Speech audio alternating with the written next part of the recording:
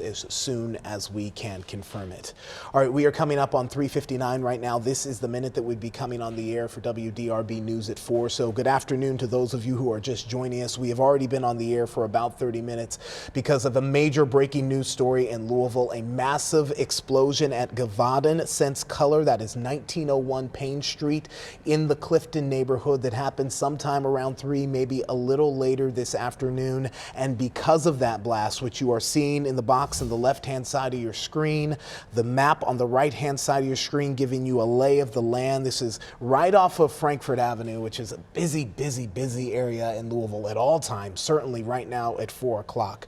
But because of that blast, there has been a shelter-in-place order put for a 1-mile radius around 1901 Payne Street, just east really of I-64, Fallon. And as we've been mentioning, this is a popular area. Yeah. Restaurants, homes in the area, and several of the restaurants in that area, Osaka, Quill's Coffee, their windows blown out in this explosion. Neighbors who live near this plant who say they have never been a fan of this plant being so close to their homes. Their windows also blown out. Some people not able to even speak on camera to do interviews because they have just been so shaken by what has happened here this afternoon. We still see that faint haze or smoke going up into the air from this building that has had a massive explosion. Because of that haze, we are unsure what that gas might be. Richard Essex said you could smell something in the air, but because of that, that's why you see that orange area on the map. That is a 1-mile radius around the facility for residents and people who work in that area to shelter in place because it could be a dangerous gas and they don't want people breathing it in. They are treating this as a hazmat situation. This is not only a crisis, not only a fire, but this is a hazmat situation right now. This business, Gavaden Sense Color, it is a global operation that is headquartered in Louisville, but it has facilities really all around the world. 12 natural and caramel color facilities around the world, from Iceland to Brazil to China.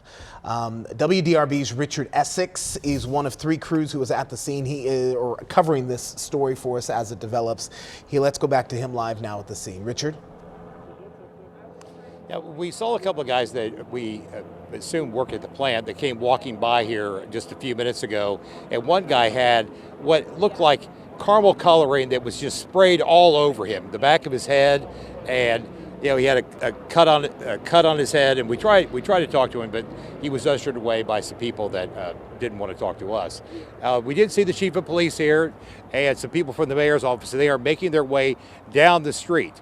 But I want to set the scene of what it's like for the people that live on this street. We talked to a lady just a few minutes ago. She lives down there. She can almost see her house from here. She can't get to her house. And we have a number of people right over here by this police car that are all in the same boat.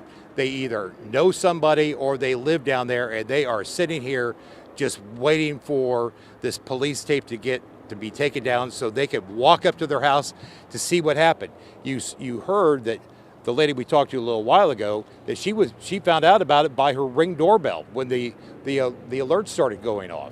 And you can only imagine the helplessness feeling that she has, not being able to get to her house, to her animals, to her friends, because her neighbors are being told they can't get out of the house. Now, when we first got out here, you'll see, Brian, you see the little bag on the left leg of the police officer that's standing just a few feet from us. That is a gas mask. We saw a couple of the officers when we first got out here with those on their head, and there's nothing more alarming than walking up to something like that, and all the police have those things out and they're getting ready to put them on.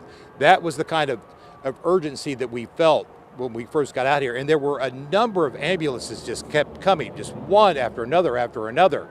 Now we see one that's getting ready to come this way. We've seen a couple of fire trucks that have left. We don't know if that's a good sign or if they're being moved somewhere else, but the firefighters that were in those trucks absolutely looked worn out. So we have seen ATF out here. Of course, they're going to be out here because there was an explosion. You see the power company guys are walking down that way. Here, I think we'll better get out of the street for the looks like the emergency management people are coming, and we've got some ambulances coming through. Thank you. So we'll send it back to you guys in the studio for right now. Richard, thank you for those continuing updates.